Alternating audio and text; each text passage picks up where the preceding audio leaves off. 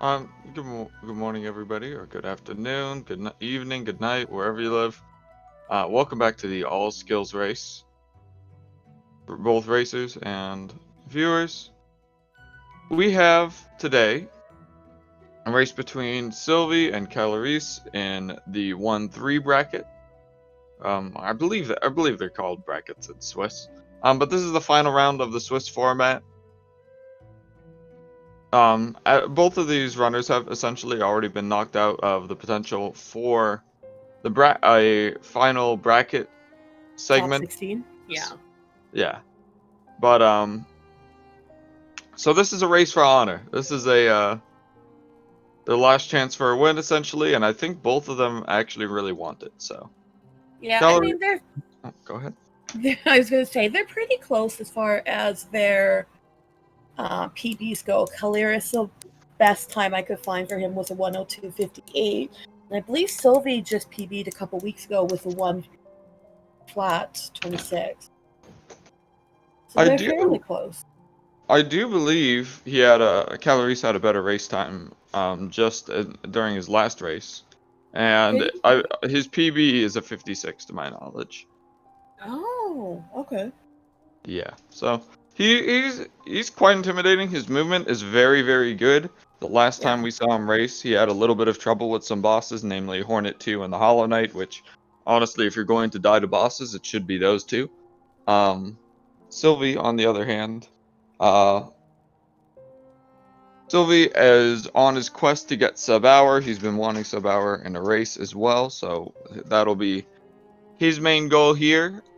Whether he can beat Caliris on top of that, it remains to be seen. So I think without too much further ado, we're a little behind, so we're going to start doing countdowns when we're ready.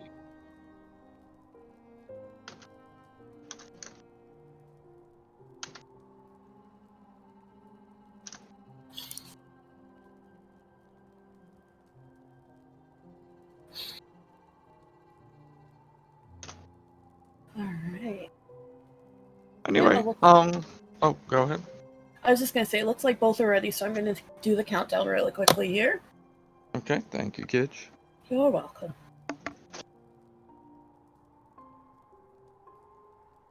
But basically today, I'm expecting to see Calories pull ahead a little bit in the early game.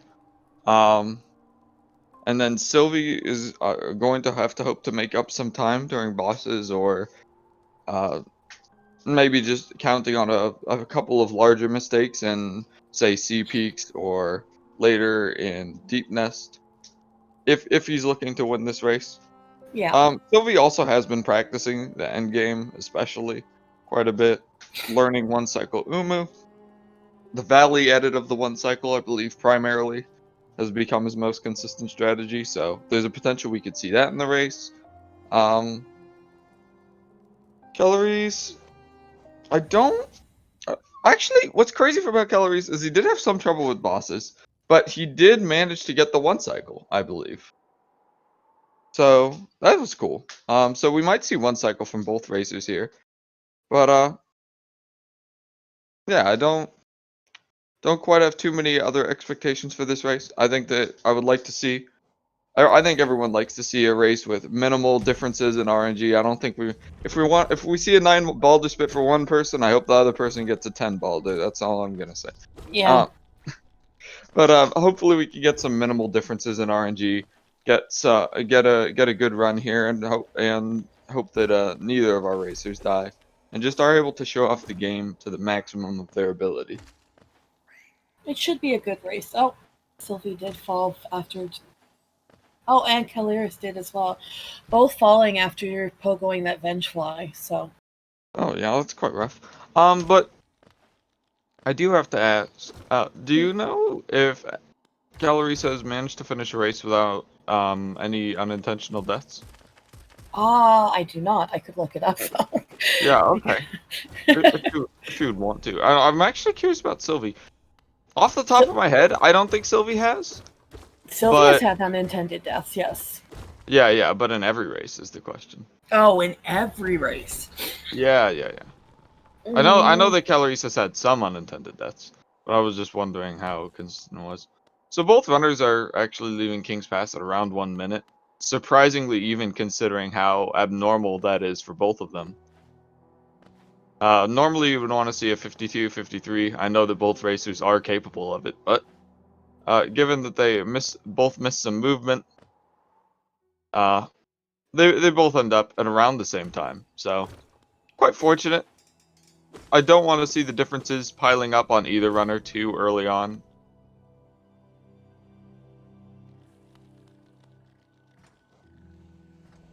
Sylvie getting a clean drop. Caliris does get hit once, though. Little minor differences like that shouldn't make too much of a difference. Yeah, Though, in this case. I would really like to see Caliris get this double spike here, because missing the double spike can lead to some additional damage. And honestly, if I took any more than this, yep, he missed it, and then he takes damage immediately, might take another. Intentionally starts going for slightly safer strats and healing. So that is actually going to put Sylvie with a significant lead here. I actually did not get word if we ended up getting audio back on Caliris. I shouldn't have said significant. It's a relatively minor lead. It's significant considering the early game. Yeah. But, you know, come the Watcher Night segment, for example, I doubt we're going to have a mere 4-second difference between these races, which is about what is accumulated.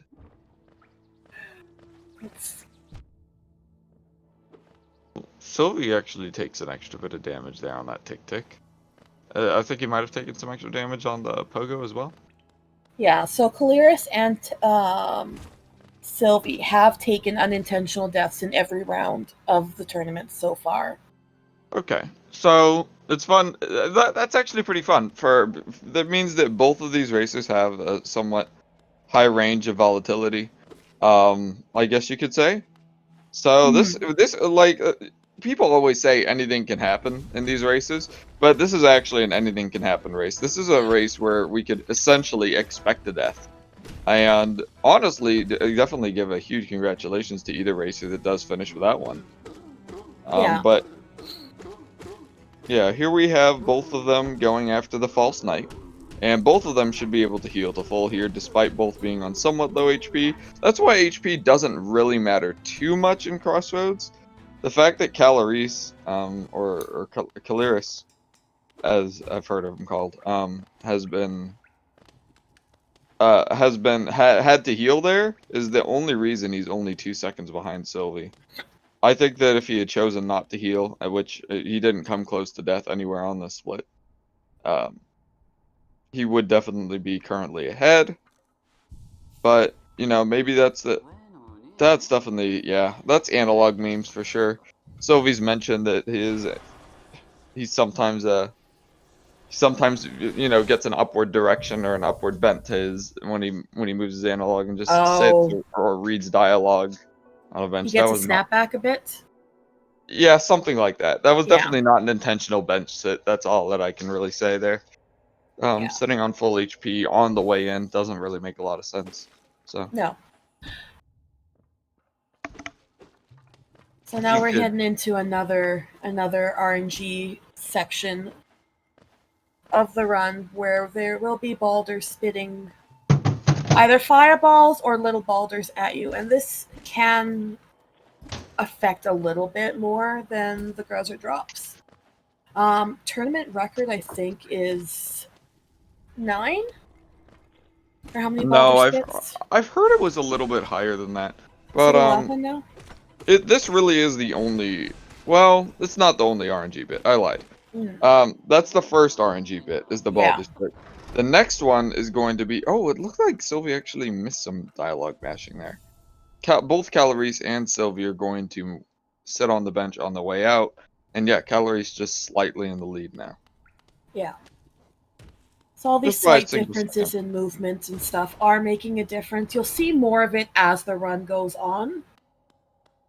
But any deaths or longer boss fights should even it out as well. So it's going to be dependent on how well they handle things. This is the other RNG room in this split. For most people and for the community some of best, this split only lasts until after the first fireball skip. But this Balder here is not RNG. They have a method of killing it in one fireball guaranteed, so they don't have to wait for any spits or anything.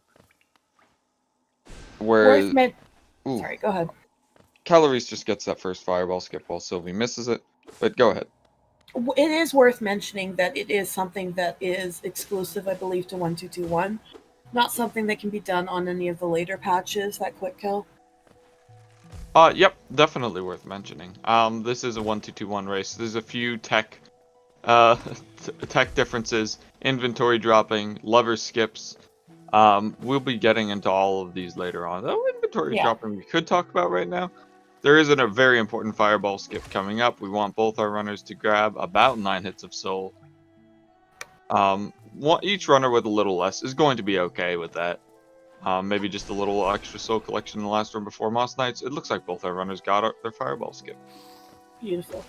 And that one saves about 18 seconds. Maybe 14 if you don't even go for it at all, but yeah. Caliris missing the third one, deciding not to try for a second time. Is he going to go for the body? No, they're not in position. Yeah. Missing or lining yourself up for a redo on that third fireball if you're not super confident with it. Wow.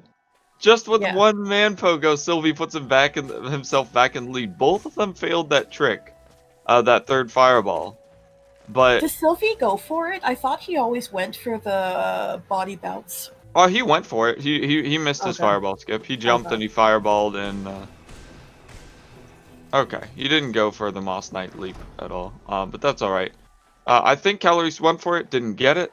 No, he still had to use 3 fireballs. So they are going to have to do a lot of soul collection up here as well, because they did have to use those 3 fireballs in order to kill that Moss Knight. Sylvie actually just missed a hit, a very important hit of soul. Or actually, maybe this is the way he normally does it. I don't imagine he normally face tanks though. But no, I don't. Anyway, 8 hits of soul is what they want to be leaving the run with. Both runners do achieve it. Caliris starts with the bad RNG, and yeah, he actually forces a jump back from the Knight, which I like. Oh, so 1 HP right now. Yeah, let's just make sure his pogo is good. Okay, there we go. That down pogo is not too precise, but it's very important to hit it, because if you don't, you'll literally just be jumping right into the Moss Knight. And on 1 HP, that's certainly a death. He'll be entering on 2 HP. The Hornet fight, pretty consistent, but he's had some troubles with it in the past, actually. So yeah, and this is one of the. Sorry. Go. I was gonna say this: if a death does happen here, this is one of the worst places to die, because we do not have any movement now. So it was a very, very slow walk back from the mound bench. So yeah, definitely. Ooh. And it's so important. Like in other splits, like the Hornet 2 fight. Very glad we saw neither runner actually die to Hornet there. Fairly clean fight from Sylvie. Played somewhat safe, but he still got his damage in. All these fireballs, but unlike the other Hornet fight and even Broken Vessel, there's no real safety strat that you can do to make this walk back a lot faster. You can't take a bench, otherwise you won't be able to quit out back to the Ancestral Mound, just like we're seeing here. Are we seeing a sync up, or Caliris' stream just cut out completely? Not sure what's going on his side of things. Let's see if I can do his. In the meantime, we could talk about the other areas where deaths would be effectively detrimental. Looks like we're back on Caliris. Are we back? Okay. Yeah. But deaths would be detrimental. I mean, the only places you're really going to get a death that's really above 2 minutes. Fungal wastes, I guess you could get one. It's pretty rough to have to go through it. Say if you die to the Mantis Pogo right at the end. It's a lot more rare to die here, so I think people Yeah. don't really talk about it. But it would actually be pretty bad to die right at the end. Soul Sanctum is definitely one. Yeah, depending on the bench. Is that? Or sorry, we're talking about places where it's common to die or bad to die. Bad to die. Yeah, Soul Sanctum is one. I guess if you, especially if you die to the Soul Master, that would require really risky playing because there's so much extra soul there if you want to play safely. So a runner is severely overestimating their ability or underestimating their nerves would be the primary result behind that. But we're skipping over Explosion Pogo, Oh, actually. So should talk about that. Both runners get a first try, bouncing on both the Spore and the Explosion. Something that particular version of the trick can only be done on this patch. And we get a Mantis Pogo too. But Explosion Pogo, they found ways to do it on every patch, but the older patches to me, or to most people, much easier. yes. It looks like we see both runners. Caliris had some trouble with the Mantises. I believe Sylvie got a much cleaner Pogo. Yeah. So Caliris had to dash to the right and hit that area first, and then dash over. And he did take an extra hit from the Mantis youth that was sitting there. And we do confirm that Sylvie saves about 2 seconds of time from Rixian, our timer on the chat. Thank you, Rick. Thank you, Rixian. Feels weird to shout out a chat member this consistently, but you know what? When you have someone doing this much consistent work for SpeedGaming, I think it's relevant. It is. We appreciate Anyway, it. both these runners are on their way to Gruzmother. They'll be looking to collect 6 hits of soul before entering the boss fight. Most of them collect on these Vengeflies here. Sylvie does miss one there. It means Jennifer is very likely to die. Jennifer being our little jumping husk right here, which Caliris will not kill and move on. Ooh. Sylvie falls all the way down into And the takes extra dome hits pit. too. Ooh. Yeah, these extra hits could hurt him. I doubt it. Taking 3 hits in a Gruz fight would indicate you've done something very wrong. Yeah. Whereas Caliris just showed off how quick that kill can be. 3 fireballs, nail fireball, nail fireball, nail fireball, and then 6 nail hits should finish her off. And yeah, then we're going to see the cleanup from Caliris, which is almost clean. He does get 1 Gruz that flies straight up. That will be a bit of a time loss. Let's see if Sylvie can get the better of this.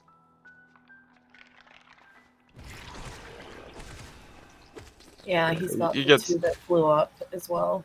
Honestly, not a huge difference in time for that. No. But Sylvie will be losing time falling in that Gome pit. So that will be where most of Sylvie's time loss in this split comes from. Other than that, not a bad split at all. So they will be taking an intentional death here in order to set up for a shade skip into the right side of city. So we'll see them setting up for that. Oh. Wait a second. Okay. Caliris getting that very cleanly. And then we'll see Sylvie's attempt at it as well. He puts on Shaman after he dies, which is interesting to me. I usually see racers do it before. Oh, and he's getting a fireball as well. Unfortunate. He did manage to get up there with the fireball, which is the mark of a not necessarily high consistency, but just knowing what to do there as a backup is very good. Yeah. It means that the runner has some experience. A lot of new runners, if they get different RNG, will be thrown off, especially if the shade fireballs right before it's pogoable. Yeah. It kind of sets off. It messes up your rhythm a little bit. But you were saying it's strange that Sylvie equips Shaman after he dies? Yeah. Usually I see them do it after or do it before. That's surely not true. I don't think I know a single runner that equipped Shaman Stone before because it's faster to equip it after the death. Is it? Okay. Yeah, because while you're sitting on the bench, and this actually has to do with glitch categories as well. I'll just be talking about this while they collect some geo from both the gorgeous husk and some husks along the way. But in glitch categories, we actually do a very similar thing, where there's a few seconds when either when you load into a bench, either from a death or from the main menu, where you're not able to move anyway. So the theory is just equip the charm while you're not able to move, and you'll lose less time than if you choose to sit on the bench. And yeah, Caliris, man, just really having yeah, a little trip up there. Almost left without any geo, or I guess, yeah, he pressed the quit out button, or like, I don't know. Maybe he was just getting into the crevice beforehand. It's a little weird to try to check that hallway for geo before collecting the rest, because the chances of the geo being in that hallway are quite low. He's pretty good on geo right now, so he'll still have to do both rows of hoppers in order to get up to that 800, but he won't have to do any extra, like the aspids or anything. Yeah, both runners actually have a huge amount of geo here. 704 is the minimum you want, and that's bare minimum. Like, that's really rough to need to collect every piece of geo, basically. 720, I would say, is quite a bit, and both runners actually above 730, with Sylvie above 740. So that will save time for both of them, likely, on the King Station split. Either that or Sylvie might try for some cheeky hopper skips here. He did say that he was going to go for safe strats in the chat before the race started, so I don't know that he would. Yeah, he does actually miss the cycle, but he gets right back under that, oh, that's, no, yeah. Oh. No, okay. I'm not sure I really like that strat of going all the way back for the hopper. He does decide to kill all of them. Oh, okay. I thought he was on 1 less HP than he had. I don't know why I thought he was on 2 HP. I was like, okay, he's on 1. Nope, he's on 2. So, despite having a few mistakes there, not horribly out of place. He does miss a significant amount of geo for this. Though it won't matter to him. It's just that Caliris was able to make up some difference, so to speak. They're now only 4 geo apart. Yeah. So that'll make a difference when they're buying King Station. I think it would have made a difference if the geo gap was larger. But having this much geo will make a difference for King Station for both of them, but it'll be about the same difference. I don't think we're gonna see. It'll also depend on geo collection and Soul Sanctum. You can kill Soul Twisters, which will yield some extra geo as well. But yeah.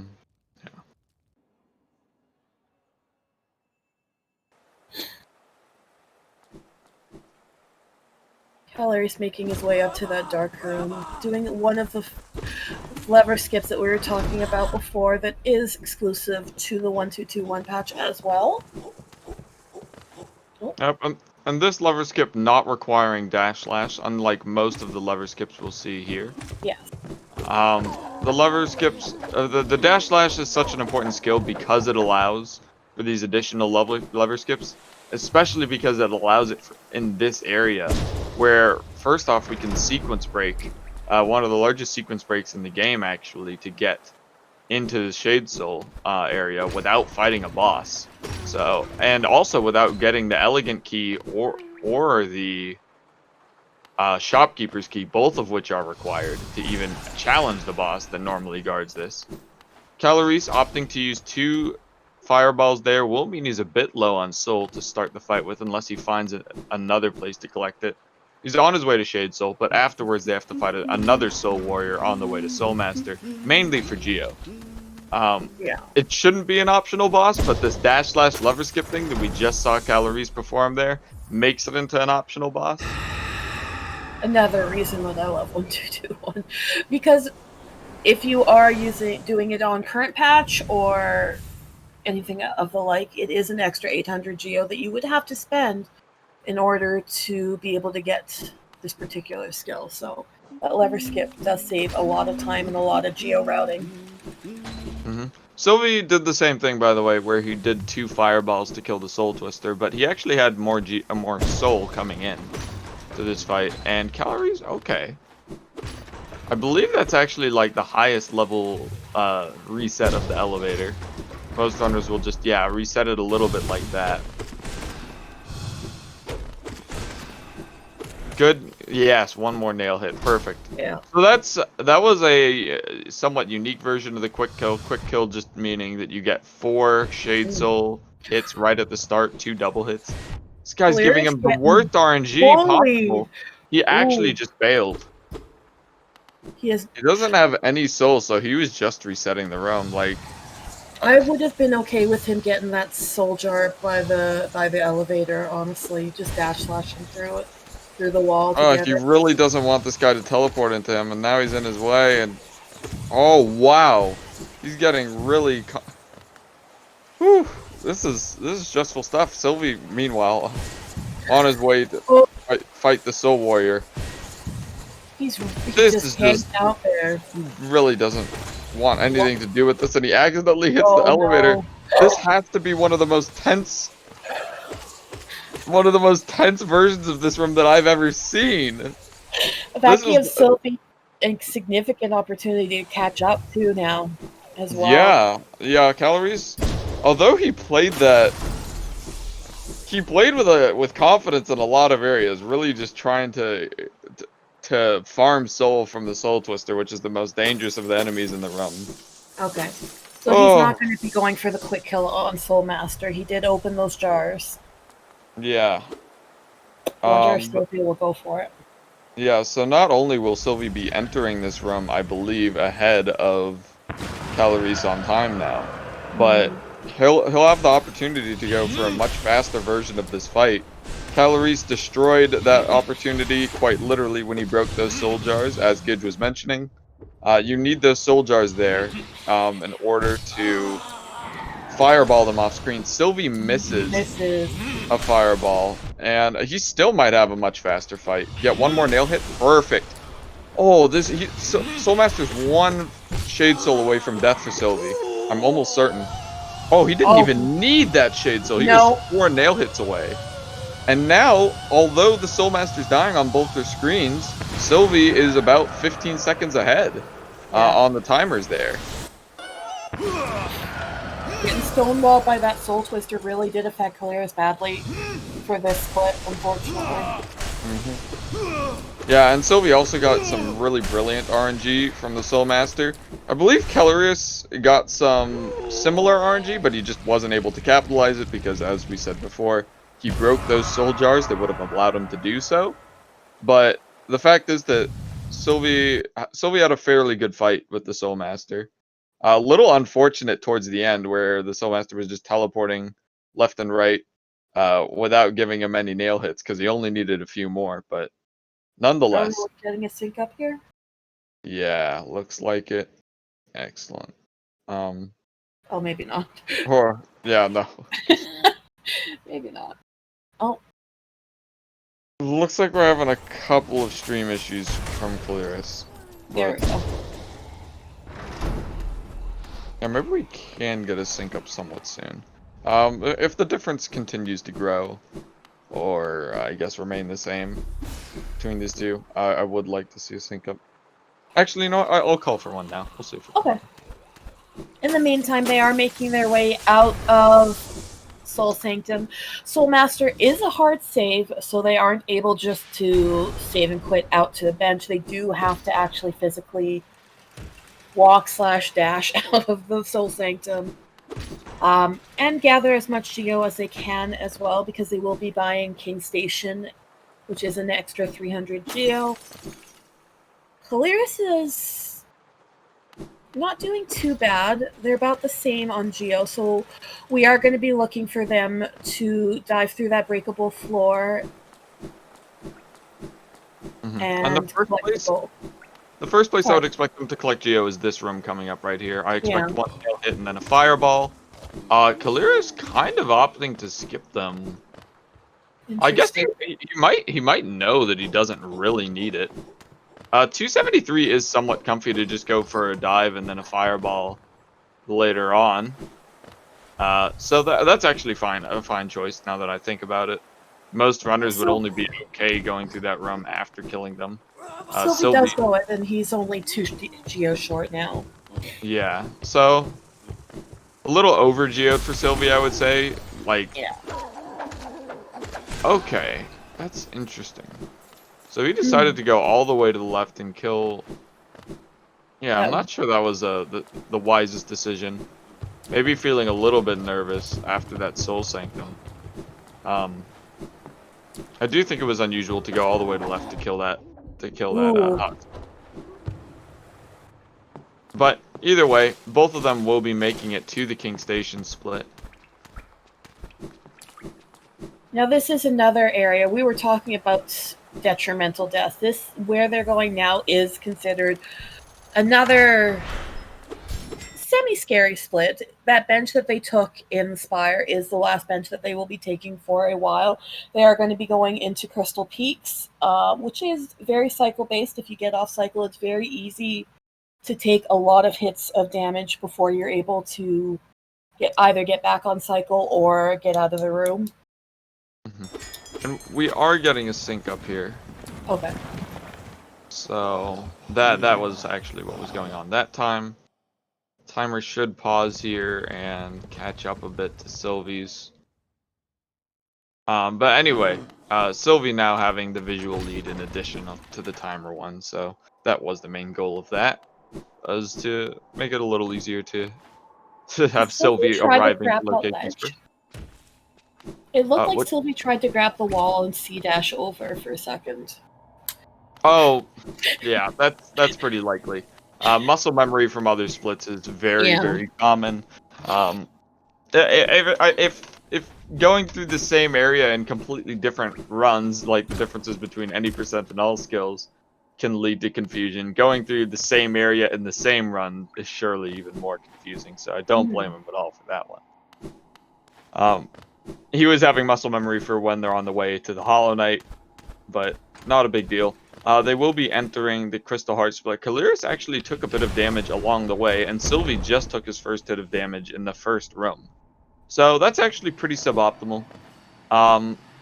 If you're consistent in Crystal Peaks, you're unlikely to take a lot of additional damage, but there are a lot of places where you can if you make mistakes, and Caliris actually takes yet another hit.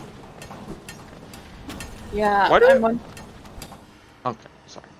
I'll be switching the audio back to Sylvie. I forgot. I'm wondering, Caliris looks like he's trying for safety strats, but he's missing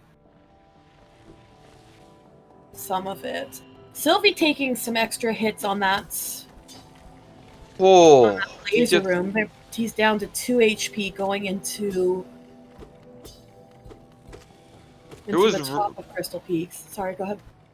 It was really important that Sylvie got that.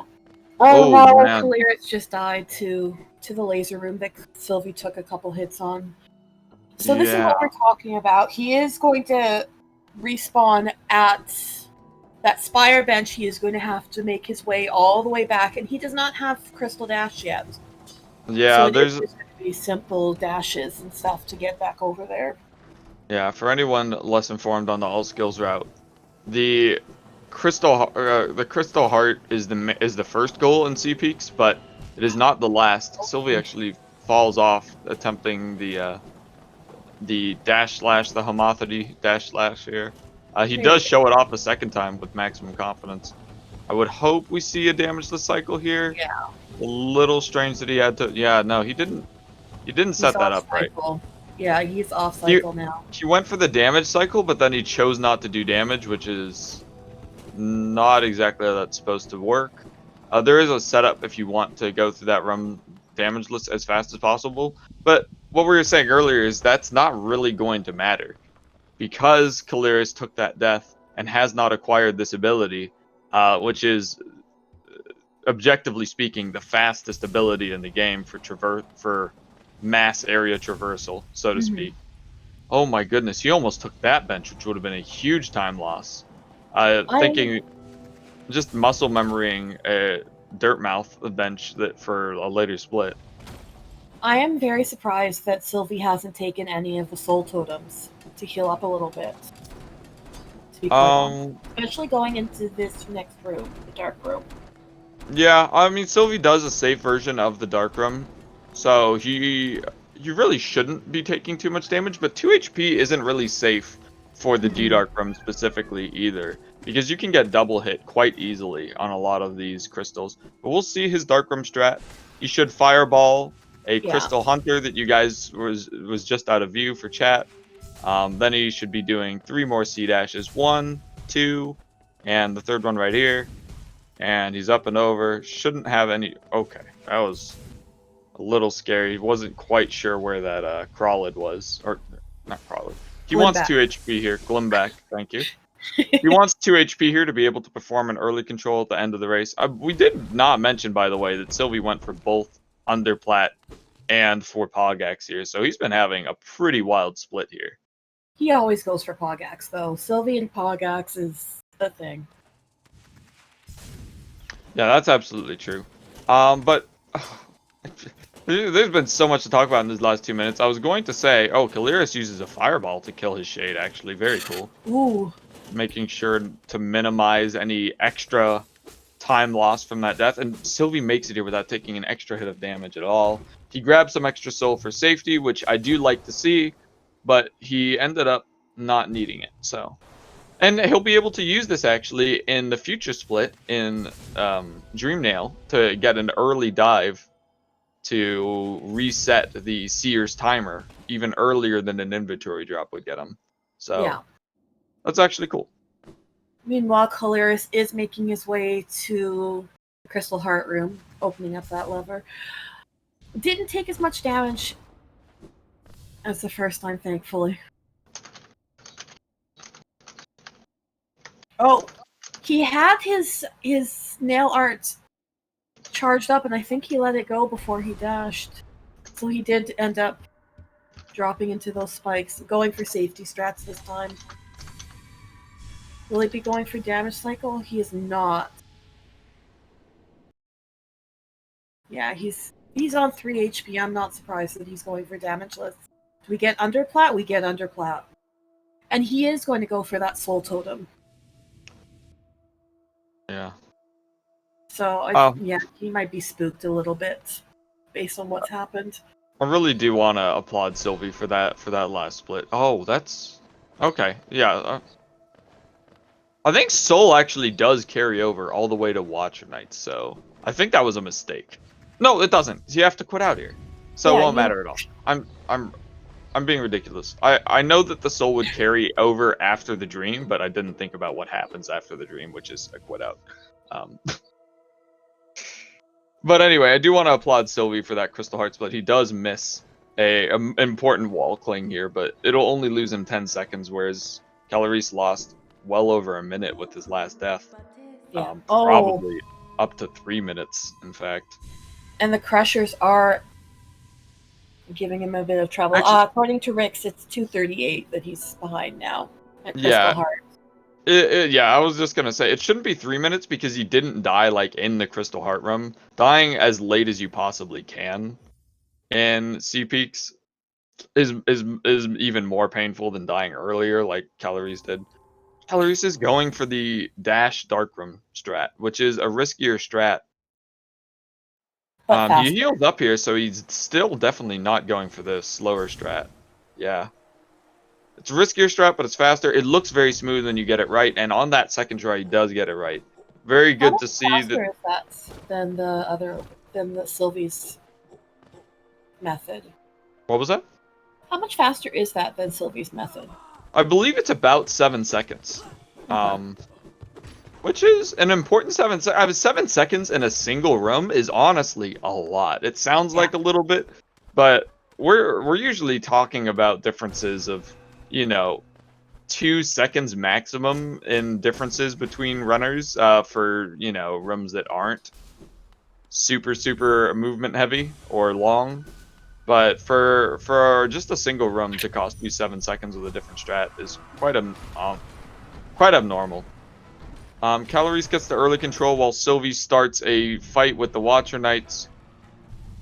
He gets that first watch tonight fairly quickly. You definitely want to kill these guys before they roll. And then he gets, yeah, I like to see that double dream nail strat. Beautiful. Oh, he is damage tanking quite a bit. Damage tanking is something that you do in this fight in order to be able to de-dark them like he is doing right now. Taking a bit more Dang it. than I would expect, though. That last watch tonight. Oh, There. there we go. That was actually good. I was worried that last watch tonight had a lot more HP than he did. But yeah, just a single D-Dark will finish him off. I was gonna say, you really don't want the low health Watch Knight to be the one that rolls farther away out of the damage. But it turns out it didn't matter too much. He managed to clean them up, and he will maintain this fairly massive lead that he has accumulated. Which I never got the chance to mention. Sylvie was on 2 HP when he managed to, in the key room, get a damageless cycle with a trans dash, I believe it's called now, where you dash into a wall and you bounce away from it and retain that speed. Using a trans dash while Caliris gets that dream underplat that Sylvie just barely missed earlier. Definitely a bit of a cool swag strat. Does save some time. It's underplat 2, as people would call it. Based on what you said about Caliris getting the totem, I would assume he didn't do the first underplat. He did do the first underplat, yes. He did do it, and then he went back up to the totem? He went back up to the totem, yeah. Okay. So, Caliris 2 for 2 on underplats. It is a little bit slower to go for underplat if you intend on going to the totem above it. But, not going to make a huge difference unless Sylvie dies again, which is possible. We mentioned right at the beginning of this race that there's that both these runners have a somewhat significant chance of dying in this race. Neither run having completed a race without deaths. So at this point, maybe the question isn't to ask, does Sylvie die somewhere? And it's better to ask where Sylvie dies and how much time that will lose. Caliris died in one of the worst places you possibly can, which not saying that it's bad skill-wise. It just means that it's going to cost you about as much time as you can possibly lose. Caliris did miss that early opening of the chandelier room with the fireball. Did have to resort to nail hits. We also do have to talk about how Caliris has had better movement overall. Yes. And he has eked out leads in pretty much every split except a couple of early ones. So Sylvie does have to be on his toes and watch out for Caliris' comeback. Especially considering that Caliris' PB is actually about 4 minutes ahead of Sylvie's. And he's actually going for the spike tunnel skip. Well, the Watcher Knights are giving Caliris good RNG. I believe slightly better than what Sylvie had. Yeah, they rolled much more for Sylvie than they are for Caliris. Yeah, they're just being extremely polite. They're lining right up for him. He's going to be fine on HP and on soul. Oh, I think he really... the wall for that second. Oh! No. Yeah. I don't understand why you farm soul off the warp, personally. The worms are very dangerous and unpredictable enemies. Sometimes they have knockback, sometimes they don't. I personally don't understand it, and I don't recommend farming soul off them unless you do. There is the blood sack above that you can fairly easily farm soul off of. There is the bellfly that does come down at first, but he's easy to avoid. And then you can just dream nail that blood sack for extra soul to heal or whatever you need it for. Noteworthy, Sylvie is still ahead on both our timers and visually, but like they're now both in the Watcher Spire. Sylvie was way ahead of Caliris here on the first time he left, but now he is going to be about on par with him. Yeah, definitely not what I would have liked to see in that split. Would have liked to see a little bit more safety there, but that's all right. Sylvie is getting right back into the game. He's going to go right for these lever skips. Hopefully he remembers where his shade is. When runners aren't used to dying in runs and not resetting, they sometimes lose track of where their shades are. Actually, I forgot he didn't die to spike tunnel, so his shade isn't in anywhere weird. It's going to be somewhere where he can probably not miss it. Yeah, it'll be after. Yeah, it's right there. It's not bad. Just Shade Soul it. This Shade is not being nice to him either. No. I would have liked to see him Shade Soul the Shade, but it's actually good to save the Shade Soul for There we the go. Wurms there. So I shouldn't have called him out there. That was fine. Oh. Yeah, that was what he didn't want to happen. He actually walked backwards into that last room without doing anything here, and he was trying to avoid that situation. Oh my goodness, Sylvie. That Wurmp is probably not gonna hit him now, just because he C-dashed it. Oh my god, never mind. That Wurmp's unstoppable. What the heck? Be careful, Sylvie. Oh, he's on 1 HP exiting this room, and you don't know where that other Wurmp is going to be either. I've seen people take a couple damage and get stuck because of that second Wurmp. Usually that happens when they are C-dashing out, but yeah, the Wurms in this whole area are quite frustrating to deal with. Very RNG-based enemies when it comes to where they spawn and where they drift. That's why they Shade Soul on this second Isma skip here. Okay, Clear here. Oh no. Yeah, and he doesn't actually have the backup there. There's a backup C-dash that's very good to know about. Clear's struggling a little bit with the setup list trick on the Wurmp room, on the Isma's room. Every room is a Wurmp room here. I shouldn't have said that, but he does get the early control as well. Something we glossed over for Sylvie because we were so concerned about his HP. But if you hit a Wurmp and it comes and hits you during the animation of the Isma's tier pickup, it will knock you out of that animation, and you will save several seconds of waiting just by tanking a hit there. It's very similar to the D-Dark early control, which we also somewhat glossed over because we were talking about the death there. Caliris choosing a safety heal, knows how dangerous the split is, does immediately tank some damage, and it looks like he got nervous. I think he's fine. He knows these flying AI fairly well, it looks like. Being on 1 HP here is a little scary, but he will have a bench coming up. All he needs to do is dodge 1 Crawlid and 1 batch of spikes. Ooh. Sylvie, in the meantime, going through the Mauler. Not doing too badly with him. Was he trying to farm soul off of that Shadow Creeper? That's an interesting one. Sorry, I might let you take over commentary while the dogs. Okay. So Sylvie going for that face cram does not get it, so he will be going around. That saves, I don't think very much, a few seconds. But he will be going into the Broken Vessel fight. He does have enough soul to try the fairly quick kill. So what you would want to do is you want 2 fireballs to start the Broken Vessel fight. 1 as he spawns and 1 right after. And then you're going to be looking for that headbang bat. Because then you can just chain D-Darks. Sylvie, there we go. Yeah, it seemed that Sylvie didn't quite know that the headbang is pretty much guaranteed. This is very spooky. Yeah, he's on 1 HP. That's a little scary. Oh my goodness. And that D-Dark will finish him off. Oh, it's like, it seemed like Sylvie wasn't expecting the headbang there because he Shade Souled when you really, if you know the Broken Vessel is going into the headbang state, you want to save that soul for full damage D-Dark. 88 damage versus 40. And you can't stagger him when he's doing his headbang, which is why it's optimal. Yeah. It looks like Caliris got that double hit right at the start as well. I've never seen someone get the double hit in the way that Sylvie did. Caliris actually opts for Shade Souling instead of D-Darking as well.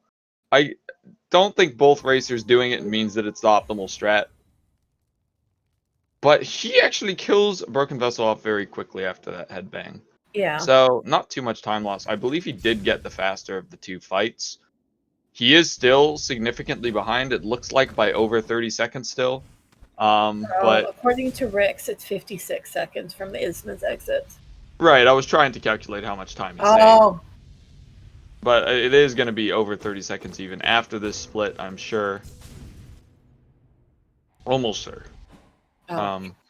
We'll be able to confirm that in a second, but And we didn't mention it, but they aren't going to have to really geo-route anymore. That Watcher's Night chest that they got basically got them covered for the rest of the split. Anything that they need will be incidental collection that they'll be doing along the way.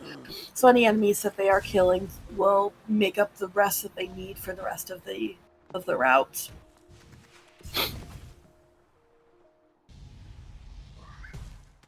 Both of them making their way over to Hornet 2 now. This is one of the most dangerous bosses in this tournament. I think most people, or that most of the deaths that we have seen have been to Hornet 2.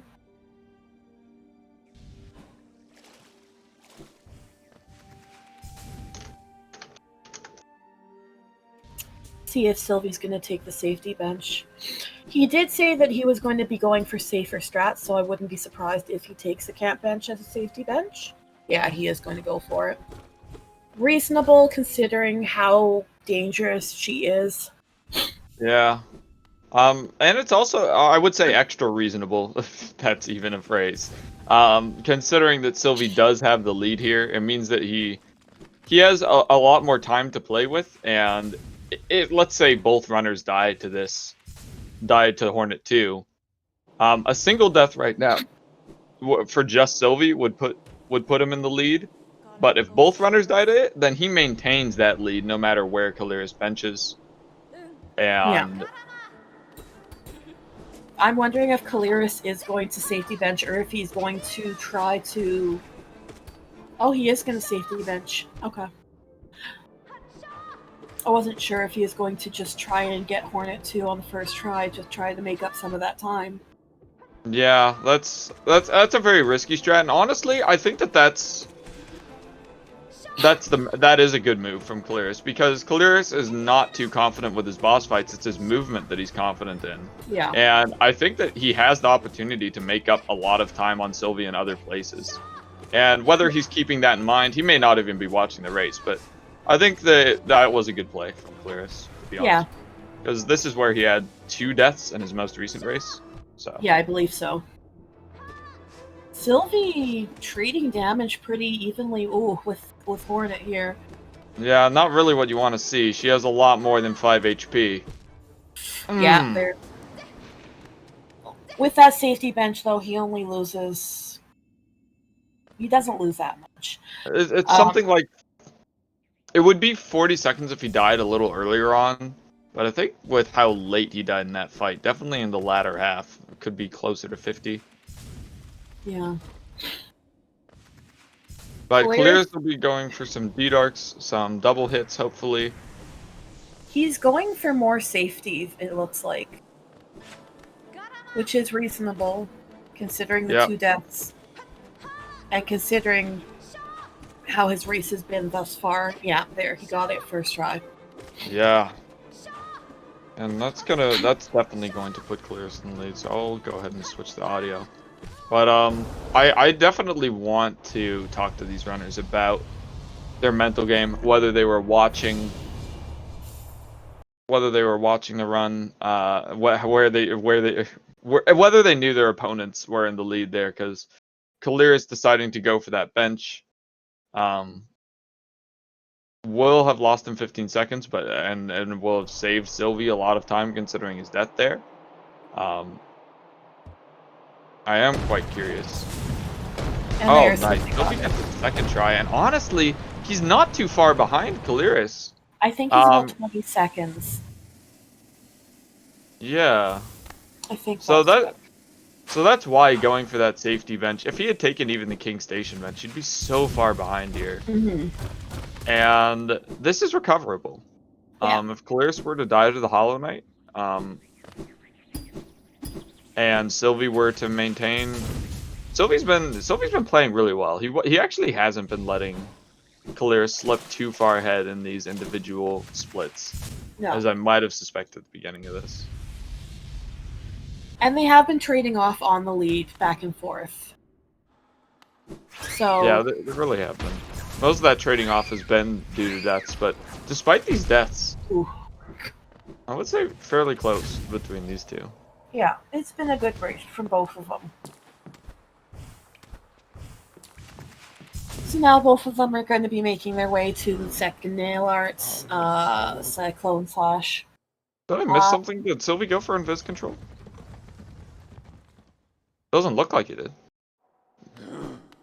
He might have. Oh, Sylvie nail slash while invisible? I don't think that should matter. I don't think that that's against the rules. But yeah, as long as you're not gaining movement. Yeah, he didn't actually go invisible. Like, I think that's the same as charging a nail art, which is specifically allowed. You're allowed to charge nail arts, though not C-dash, yeah. Should be fine. There is a 5-second penalty if you go for early control there, but I don't believe that that would be considered early control. Blair's taking a bit of damage, even just going up to Cyclone. Sylvie forgot a bench. No. Someone's got to tell Sylvie. Sylvie bench. She's going to have to come all the way back from Kingsbrand. This actually might be Sylvie's biggest mistake so far, even more than the... I actually wouldn't have even noticed that myself if you hadn't mentioned Caliris taking damage. I'm like, well, yeah, it shouldn't matter that he's taking damage just because they just healed up and they quit out right after. Oh no. Might be invisible. Sylvie going oops in chat. There it is. Yeah, I mean, with a 40-second delay on what we're seeing here, yeah, there really wasn't an opportunity to tell him with such a short split. Where was his last bench? It was the it's not a bench. It's going to be the hard save. It's going to be the hard save after Kingsbrand. And and Kali said that he's probably going to be invisible too. I don't think there's a 5-second penalty for going invisible because of a quit out. That would be very strange. But yeah, 'cause it's not intentional. It's not a type of invis early control. I don't know though. It is a banned glitch. Well, in any case, we'll be seeing on that. Poor Sylvie. Yeah, and at Cyclone Slash, Caliris was 30 seconds ahead. It is going to be more though because of that hard save. Back to Kingsbrand, unfortunately. I would expect Caliris to take the safety bench. I was going to say that. Oh, and there he intentionally. Sylvie intentionally goes for invis early control there. Yeah. Kind of signifying that he doesn't really think that there's a chance of him coming back here. It might have been faster to go back through KP? Oh, that's so debatable. I like the idea of that being true. It would be very close, actually, I think. I think it would just be... a few seconds in difference. I feel like it only takes... Ooh, Caliris taking a lot. Did you see if he took the safety bench? I didn't see. I don't think he did, considering his HP is 2. C-dash Ramon put you right back in Dirtmouth? Oh. Oh my gosh. Yeah, I did forget about that. Yeah. Yeah, but it's honestly one of the worst experiences to either die or quit out and then look at your save, because one of the cool details of Hollow Knight, and one of the things that shows how much effort they put into this game, is the little save file will show a preview essentially of the last area you have a save in. Caliris is doing Umu's fight, by the way. Yeah, that's true. He does miss 1 cycle though, and he's on 1 HP. I do not think he took the safety bench. So this could be an opportunity for Sylvie to catch up as well. I mean, with Caliris opting to heal there, this is almost certainly at least a 2 cycle. Yeah, this is not going the way. Yeah. No, it's a 3 cycle at least. He's not getting the damage output that he needs. Yeah, that's what I meant to say. At least a 3 cycle. And honestly, he didn't have a great 2nd cycle either. No. I wouldn't be surprised to see a 4 cycle. It would be somewhat rare in this category. He does miss another dream nail. I think it's a 4-cycle. Yeah. Oh. This is definitely an opportunity for Sylvie to catch up if he gets the 1 cycle. Sylvie, I would expect to take the safety bench as well here. Man, I think Sylvie's going to be kicking himself, honestly, if he loses this race, because this is so winnable, I feel like. Yeah. I think if he hadn't made that bench mistake in Dirtmouth, he would be ahead after Umu, provided he gets a good Umu fight, which I will expect either a 1 or a 2 cycle from him. 2 cycle more likely at this point. He's gonna be fighting Umu while invisible. No, and I wouldn't recommend the safety bench either. Being confident in this fight. I know Sylvie's confident enough to at least 2 cycle. Okay. And yeah, he even goes for a heal there. But he missed a dream nail, or missed an opportunity for a dream nail. Is he setting up for... This is I think he's actually having trouble. He's setting up for the Valley edit of the 1 cycle, but he doesn't have the soul to do it. So I'd be very surprised if this 1 cycles. If he gets a dream nail here, it can. There he goes. It can. Yeah, but no, he's not quite in position, and he pushes Umu out of the D-Dark early, so he does get a really good damage cycle on him. But so this will be, I think, an easy 2 cycle from him, which will be a time save. Was it enough, though, is the question. It definitely won't put him in the lead. That's for sure. No, but what was the difference? Oh no! Get the Shade Soul! Oh, I think that Shade Soul would have killed. But he fell off the platform. Honestly, I'd be struggling to do this fight invisible. I don't think... Sylvie, I think, when he went for that invis early control, was thinking of how you'd normally have an opportunity to get rid of it after Cyclone Slash, but there's no quit out for a very long time after that. So he's actually going to be doing huge portions of the game while invisible. There he goes. He got it on 3 cycle at least.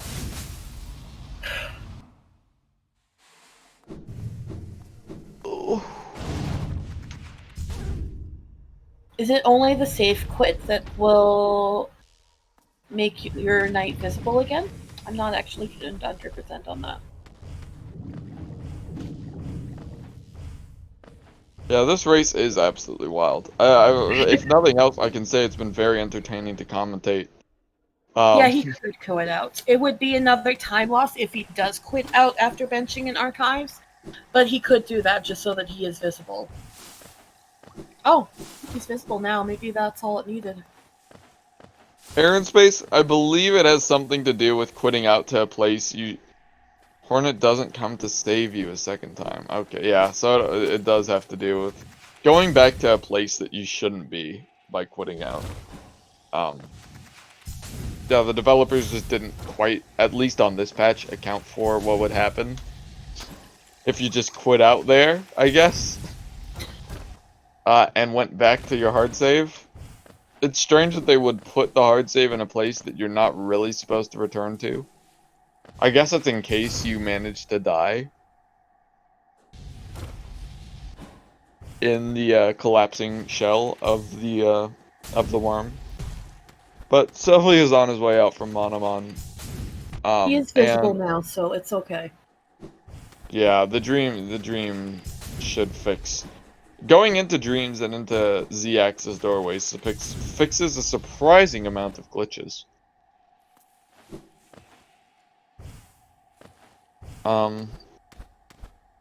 But they're both headed to this Great Slash.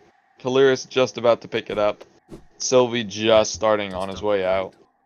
So this is their last nail art. Don't really use this one that much. Dash Slash is the one that they use the most, followed by Cyclone if they decide to do some Cyclone drops instead of inventory drops. Great Slash isn't used much for anything that they need in this particular run.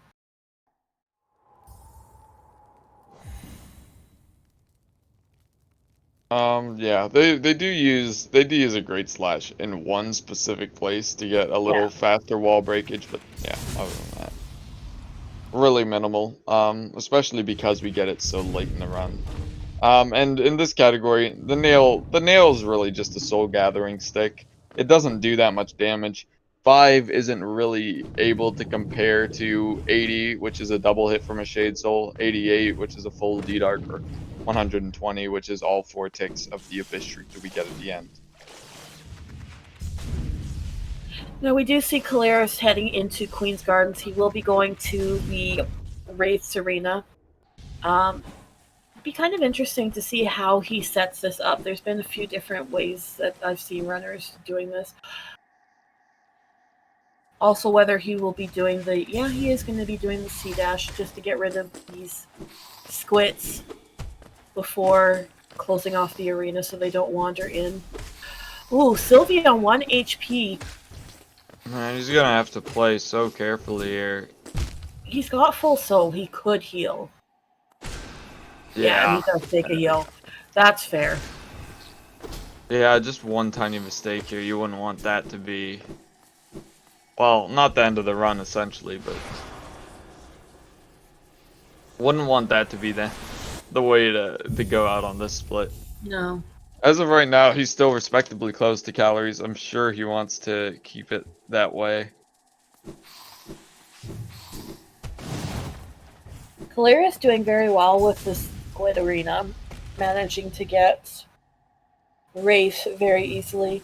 Now he will be heading over to the Dark Rooms in Deep Nest. Because we do not get Lantern, these rooms are all dark. But the runners have experience traversing them. The thing with the Dark Rooms is that when they get there, if they do take damage into spikes or something of the sort, it will respawn them at the beginning of the room. And I've seen a few runners actually lose their bearings because of things like that. Mm-hmm.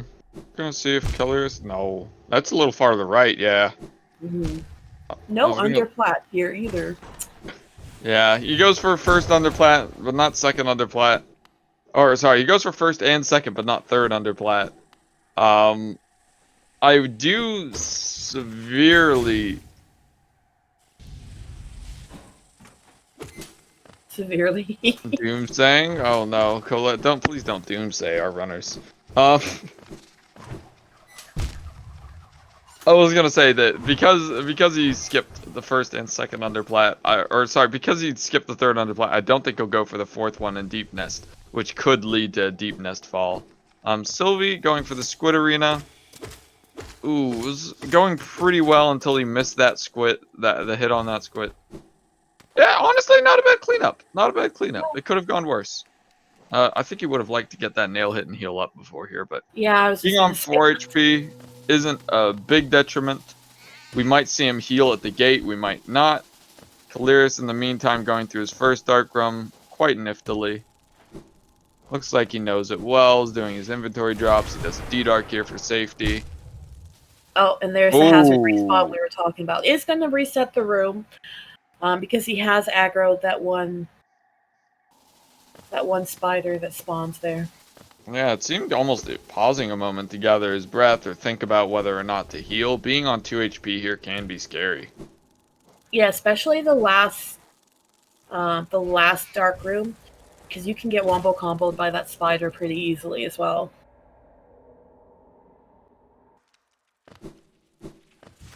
Sylvie taking a bit of damage heading over to the Petra Arena as well.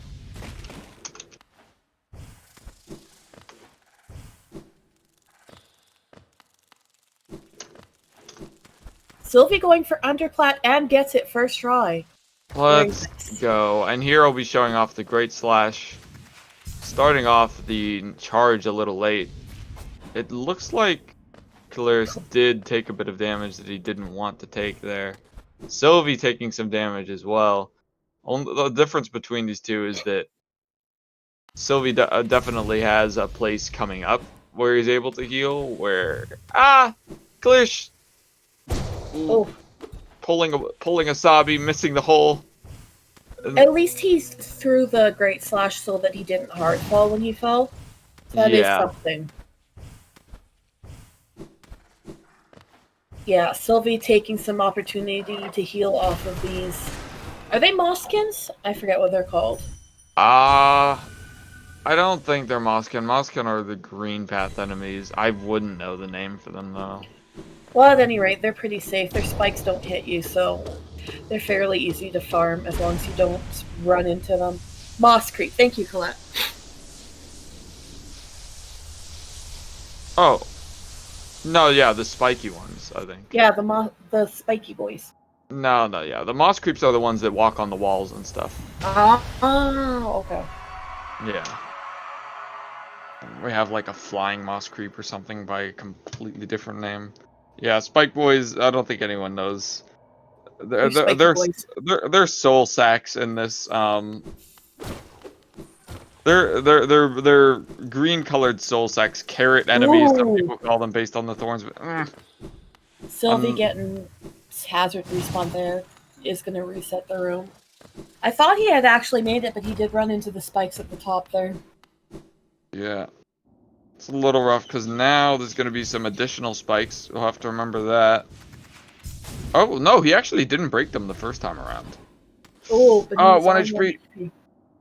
Oh, he does opt for a heal there. Honestly, I feel like he was past the danger. I don't think he needed a heal there. But Yeah, I agree with that.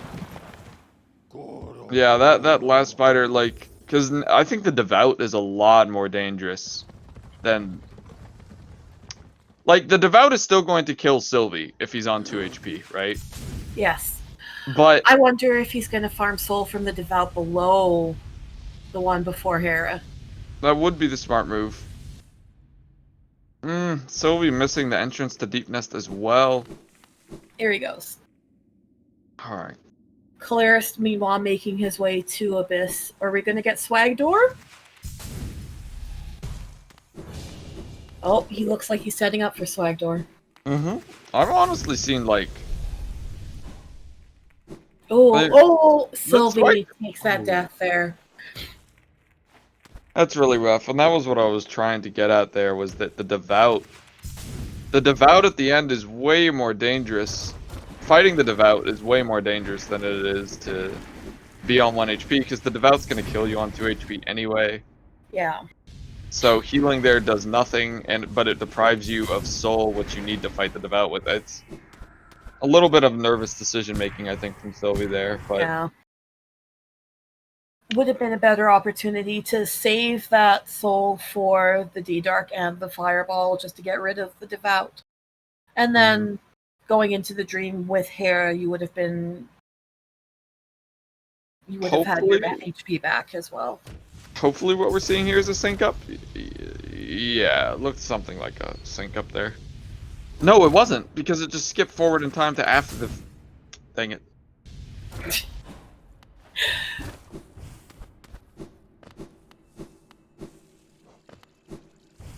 Oh, so we're seeing Sylvie type, but he typed that while he was sitting on the bench, so he has decided to continue.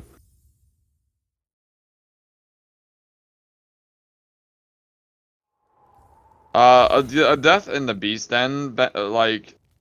That is a bad place a time loss getting the beast... Someone was asking how much time it would have cost to go down to the bottom and get the beast den bench.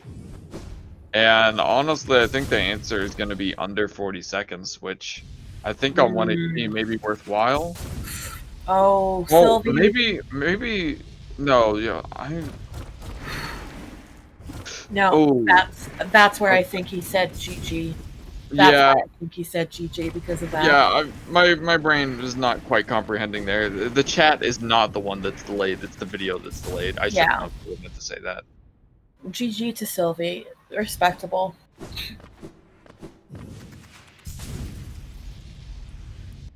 Meanwhile, we're seeing Caliris gather his last skill, which is going to be Shriek. Not really something that's used much in the run, except for the THK fight, which we'll be seeing shortly. But before that, we will be seeing one of people's favorites, ILs, Abyss Climb. We'll see how he manages that.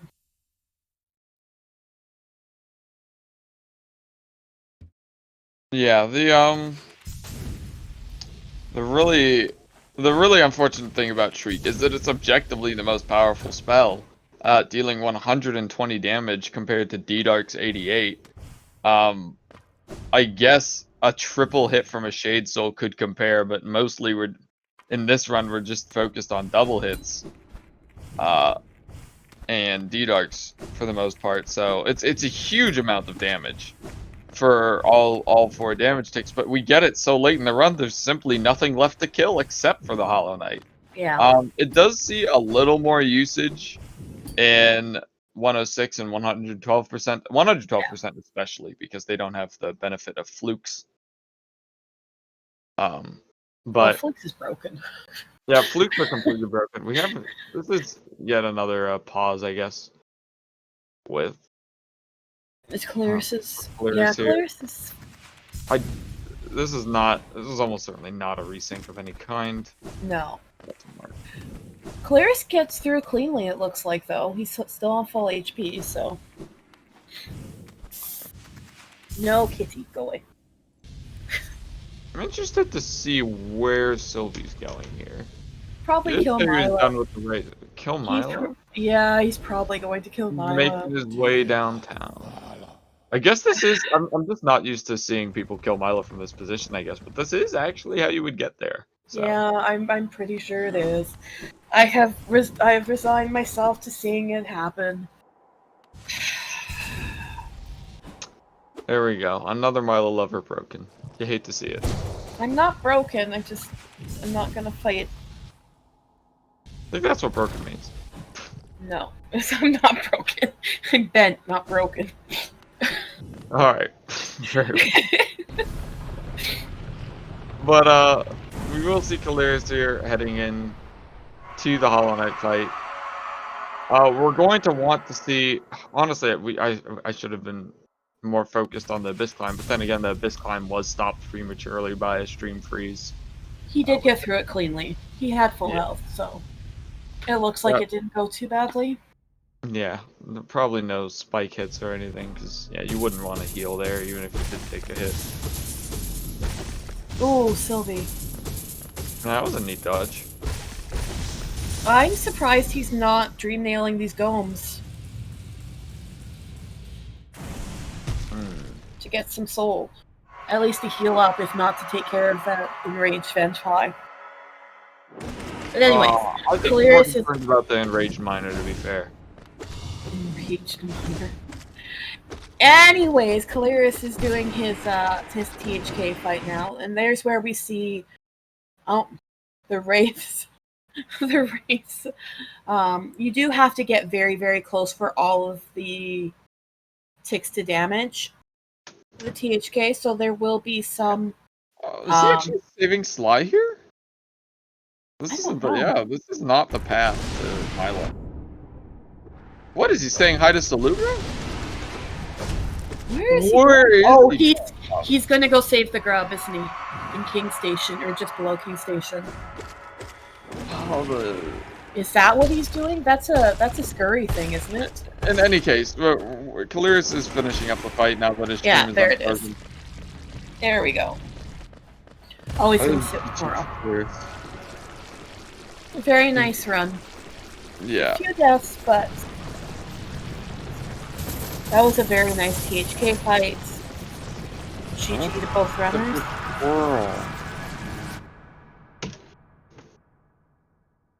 Did you want to mark yeah. It's finished? Yeah. And that way we can get both of them in. Mm-hmm.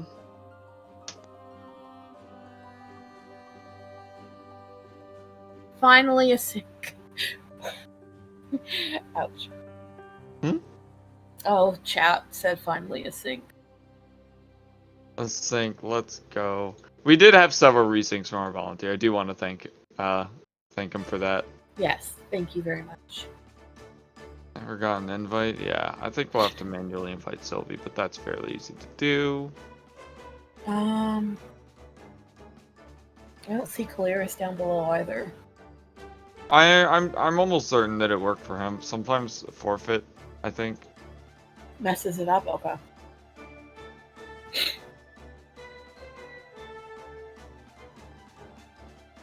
Oh, there's Sylvie. And there's Caliris. So they can both join when they're ready to come back up. Mm-hmm.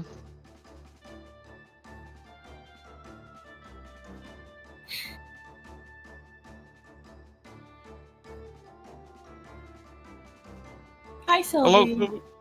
Hello. Hello, Caliris. Caliris. Holy moly, what a Hey, race Pete. from you guys. It was honestly high octane, for sure. That's believable. We're Sylvie, I know that you did stop to type in chat, but I'm actually not sure if you're watching the entire time. Were either of you watching the race? I had it on the second screen. I wasn't like paying attention to it most of the time, Okay, okay. but I knew it was really back and forth. Yes. It really was. Yeah. What about Caliris? I also was watching the stream. Alright. So I knew about all of the crazy time swings from both ends. Shenanigans. Yeah, the Crystal Peaks, I think, being the first death of the race, for you, Caliris. Was there anything in particular you felt like was going wrong there? Because usually your movement is quite high level, and that is a very movement-based split. Did you just get thrown off cycle and not have a chance to recover? Yeah, I guess just nerves and probably not practicing that as much as I should have. Fair enough. And Sylvie, I was gonna, I kept trying to talk about this, but we ended up having to move on just because there was so much else going on in the race. But you were in key room with 2 HP, and you got the trans dash, I believe, where you safely avoided that spiky crawler guy on the wall Mm-hmm. on 2 HP, and then you proceeded to not heal for the entire rest of C peaks. And I was like, wow, that's actually crazy. That you would be 2 HP in key room and then just don't lose another. You didn't take another hit throughout the rest of the split. That's incorrect. I did heal once, and you missed it. I took a nasty dunk in the Sea Heart room. He You did. did? Yeah, Yeah. because his Okay. nail art. He let go of his nail art early. You're right. Remember? No, You know what? That's true. But yeah, okay. And then you healed using soul from right. The Glen back. Okay. All right, my mistake then. It was still a pretty clean split. That like you didn't have to. That you managed to avoid that extra damage in key room because that would have been nerve wracking to be on 1 HP even earlier. Mhm. Man, there's a lot to talk about in this race. If you guys actually want to stick around, I don't know how much of it. I got nothing else to do. Yeah, Okay. sure, I can stick around for as long as you want. Okay. So the next Soul thing Ma- I think of Soul Sanctum. Soul Sanctum. We could talk about that. Caliris. Holy That's Soul Twister. He kind of walled you off there for a bit. What were you? Yeah. What were you planning, or what were your thoughts at that moment? Yeah, Soul Twister was very mean to me. I don't know, I guess I had no soul and was on 1 HP, so I just went for soul hits where I could and tried to heal and just not die. Yeah, it was a terrifying situation. I said that was probably the most tense I've ever seen that room. I've seen runners die with less intensity. And it was impressive to see you do all that. You're going back and forth. You healed up to 2 HP, took another damage, decided to YOLO it. I was like, holy moly! It did end up costing you the quick kill there, but Yeah. like either way, the fact that you managed to get through that without a death was very fun to comment over. So Sylvie, did you see that first death in Sea Peaks? Not until I was leaving D-Dark. Leaving D-Dark, but so going into Watcher Nights, you knew essentially how far ahead you'd be. Yeah. Is there any thoughts as you took a death in the Nisma's tier? That was your first death. I mean, I'm really angry at myself for this run, honestly. Those deaths that I took were all so stupid and so avoidable. It's pretty rough. Farming soul inside the worm for whatever reason. Yeah, I guess I was just nerves, and I don't know. I was feeling it hard with the stress of the run. Yeah. Mhm. Yeah, being Was there ahead anything can that be... you were happy with? Sorry. Was there anything that you were happy with in the run? I think that was the quickest I ever killed Grow's mother. Okay. Nice. I wonder if I had any golds. Yeah, I do think you had some pretty good splits there. I think that overall your movement has been the fastest it's been in a run or in a race. Early game maybe not so much, but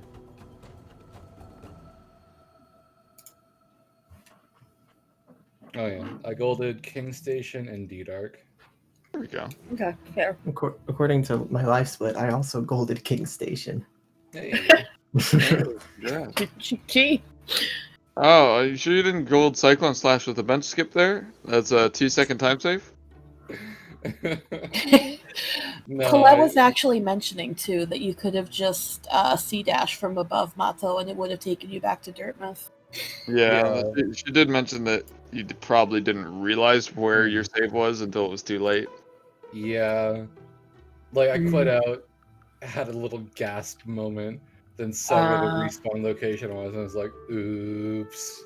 Mm. Then at that point, I kind of, got a little mad at myself and kind of went off from there with playing badly. Yeah, the Beast Done split was really rough, but... Oh, I'm so sad that guy hit me, though. I thought I was out. I really thought I was out. Yeah, once they're all aggroed like that, it's pretty hard to predict what they're gonna do next. But other than that, I this was a really fun race to commentate. Caliris, how are your feelings? This is the end of the tournament for you guys. This is your final race. How are you feeling ending it on a win? I'm pretty happy ending it on a win. Yeah, I guess I would have liked to have gotten a deathless run, but I guess a win is a win, so I'm happy with that. And what was the win? You were just given the content before you were gonna pull it out, but then you didn't need to because I messed up. We know. All right. Any final words from Sylvie? Questions from chat? Thank you, chat, for cheering me on. I do appreciate every single one of you. You're great. Kali does mention Invisible Umu. Mm-hmm. Yes. That was absolutely crazy. Yeah, I thought I knew where it was when Quarrel came in, but then I realized after I was in the acid and I had to readjust and kind of went from hell to there, but I managed to pull it out. Oof. Yeah, it was a wild fight. I don't know if I could do Invisible Umu. Positioning that fight's so important. Mm-hmm. But, yeah. Good job to both of you guys, though. GG. GG. GG. And with that, I think we'll be able to conclude the episode. I think we'll be back with some races later in the day, or later in the evening. Tomorrow. Tomorrow. Okay. Tomorrow. Yeah. Tomorrow, 11 a.m. EST is our first race. It's a current patch race, actually, between Jamie and JB Hyperion. Top current patch runners, I believe.